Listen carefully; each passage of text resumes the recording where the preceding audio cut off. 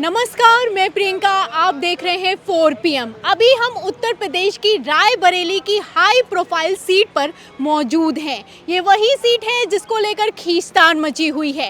ये वही सीट है जिस पर अभी तक उम्मीदवार फाइनल नहीं हुआ है।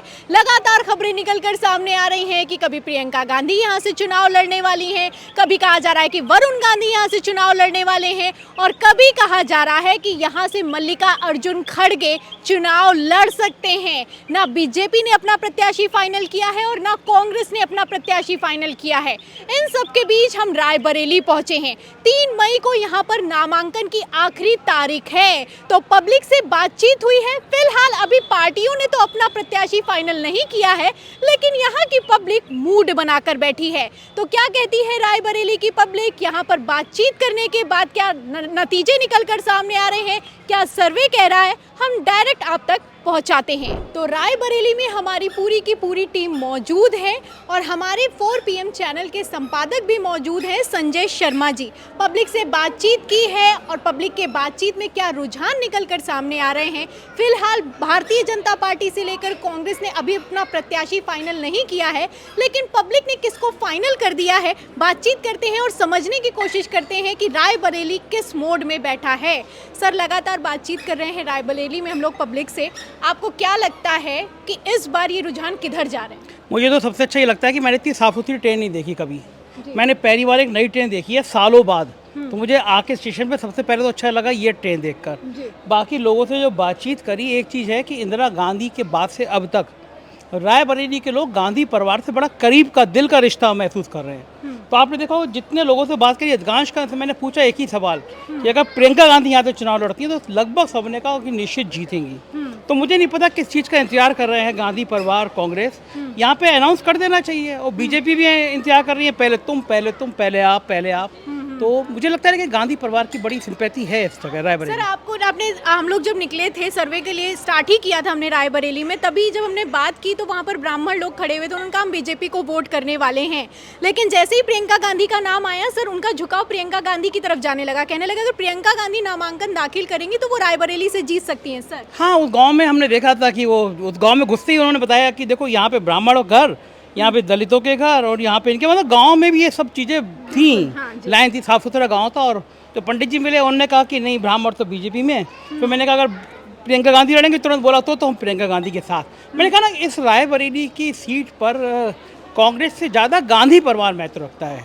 तो लोग प्रियंका गांधी को यहाँ चाहते हैं कि प्रियंका गांधी यहाँ चुनाव लड़ें, और लगभग सभी का मानना है कि प्रियंका यहाँ से चुनाव लड़ती हैं तो चुनाव बहुत बेहतर तरीके से प्रियंका चुनाव जीत सकती है यहाँ। सर, कई नाम निकलकर सामने आ रहे हैं। प्रियंका गांधी का नाम तो फिलहाल कांग्रेस की तरफ से पहले नंबर पर चल रहा है, लेकिन प्रियंका गांधी के साथ वरुण गांधी को भी लेकर खबरें निकलकर सामने आ रही हैं। मल्लिका अर्जुन खड़गे को लेकर भी खबरें निकलकर सामने आ रही हैं, और ये खबरें गोदी मीडिया बिग ब्रेकिंग में चला रहा है कि वरुण गांधी लड़ सकते हैं चुनाव। खबरें आप देख सकते हैं कि किस तरीके से लगातार इसी तरीके की खबरें निकलकर सामने आ रही हैं। फिलहाल आपको क्या लगता है सर, वरुण गांधी, मल्लिका अर्जुन खड़गे, प्रियंका गांधी, कौन आगे निकल? देखिए, सुधीर चौधरी, अंजना ओम कश्यप, रूपका लियाकत, ये लोगों को वरुण गांधी पे अचानक प्यार आ गया कि वरुण गांधी लड़ना यहाँ से। लेकिन मेरी पुष्ट जानकारी है कि JP नड्डा ने वरुण गांधी को फ़ोन किया, अमित शाह ने किया, और फिर उसका प्रधानमंत्री मोदी ने भी वरुण गांधी को कहा कि भाई तुमने जो कुछ किया कोई बात, लेकिन अब मेरा सपोर्ट करो, मैं तुम्हें सपोर्ट करूँगा, लड़ लो रायबरेली से। मतलब वो चाहती थी बहन के मुकाबले भाई लड़ ले। तो ये तो आप जानती है, संघ और भाजपा ये चाहती है कि परिवार में लड़ाइयाँ हों, तो वो परिवार में लड़ाई लड़ाने की कोशिश बहुत दिनों से, लेकिन वरुण गांधी ने साफ मना कर दिया कि मैं अपनी बहन के खिलाफ नहीं लड़ूंगा। और मैं जानता हूँ इस बात को कि प्रियंका और वरुण का रिश्ते बहुत अच्छे हैं। प्रियंका वरुण को बहुत प्यार करती हैं, घर पे आना जाना है उनके, तो वरुण तो नहीं लड़ेंगे। अब मल्लिकार्जुन खड़गे का नाम इसलिए चला कि अगर मल्लिकार्जुन खड़गे यहाँ से चुनाव लड़ते हैं तो उत्तर प्रदेश के दलितों में एक बहुत बड़ा संदेश जा सकता है। देश के सबसे बड़े दलित नेता हैं, और अगर कांग्रेस ये बात एक बार घोषणा कर देती ना कि हम देश को पहला दलित प्रधानमंत्री देना चाहते हैं, तो मुझे लगता है उसी से बहुत बड़ी क्रांति हो जाती।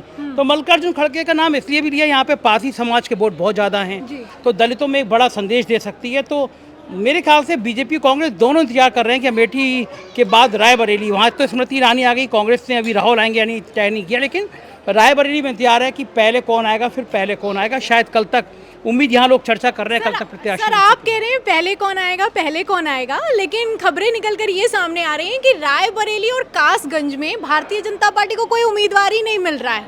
कोई टिकट देने के लिए उनको उम्मीदवार नहीं मिल रहे, इसलिए अभी तक टिकट फाइनल नहीं हुआ है। इस खबर को आप क्या कहेंगे? नहीं, देखिए, उम्मीदवार को फाइनल करने से ज़्यादा बेहतर ये हो सकता है कि पहले कौन है, उसके मुकाबले में हम किसको दें। जी, जी। वो बीजेपी पूरी तरह कोशिश करेगी कि रायबरेली और अमेठी वो हरा दें।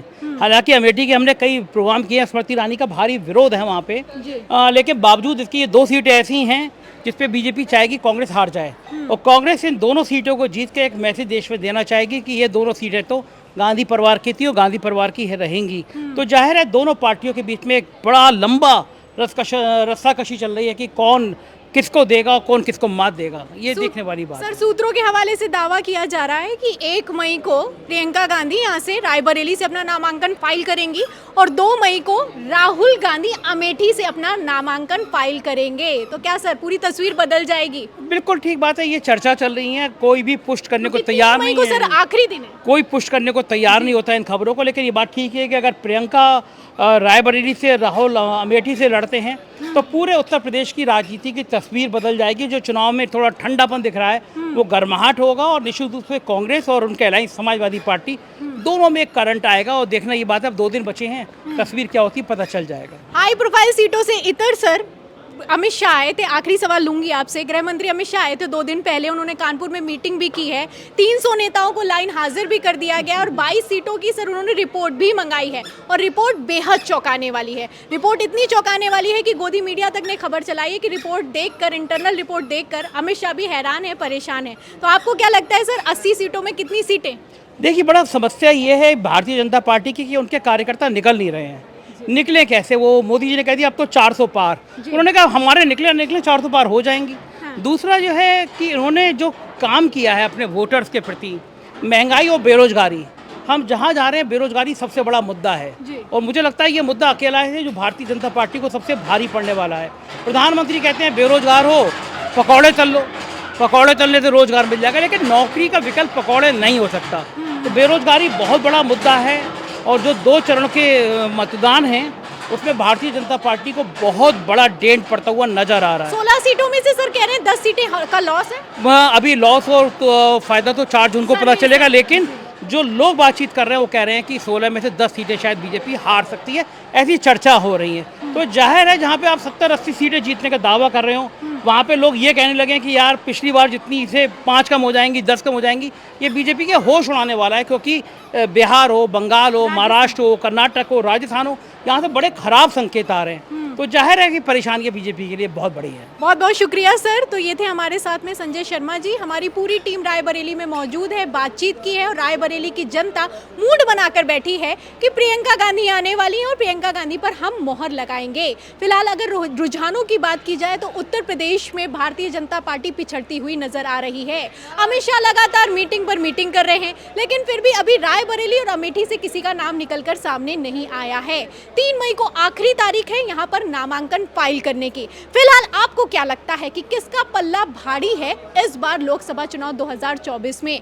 आपकी क्या राय है पूरी बातचीत पर? और इस सवाल के जवाब में हमें कमेंट बॉक्स में जरूर लिखिए। वीडियो को ज्यादा से ज्यादा शेयर करें, सब्सक्राइबर बटन दबाएं, हमारे चैनल को लाइक करें, ज्वाइन करें। फिर मिलती हूँ अगली खबर के साथ, तब तक के लिए धन्यवाद।